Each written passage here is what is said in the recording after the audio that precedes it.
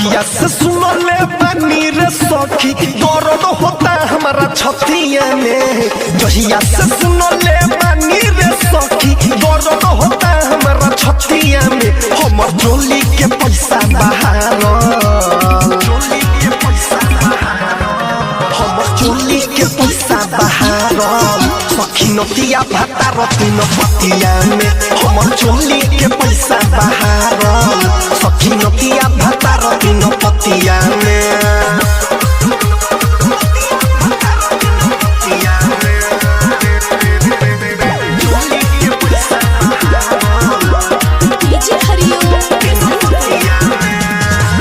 सिलाई रे रही जो बवले पैसा वही में लगवले बा।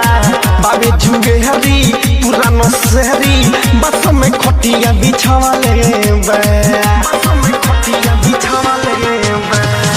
सिलाई रे रही जो बवले पैसा वही में लगवले बा। बाबे न शहरी पूरा गजेहरी बस में खटिया बिछावले बा। चुपे चोरी से पहले वो बाटे गूगल पे काले रोटिया में। हमर चोली के पैसा बहार, सखी नतिया भाता रतिन पतिया में। हमर चोली के पैसा बहार, सखी नतिया भाता रतिन पतिया में। हमर चोली के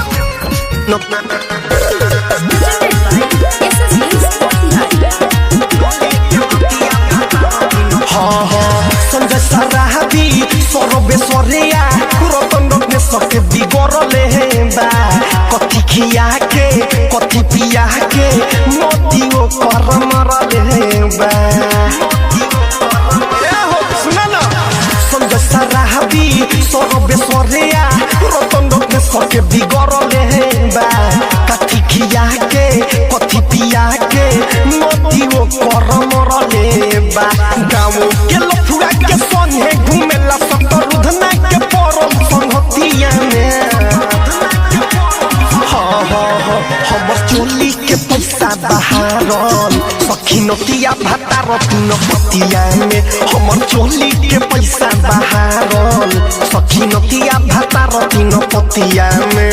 जहिया से सुनले बानी रे सखी दर्द होता हमारा छतिया में।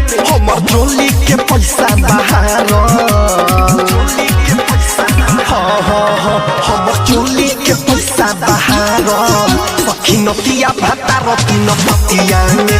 हमर चोली के पैसा बहार, सखी नतिया भाता रतिन पतिया में। Saurabh digital recording.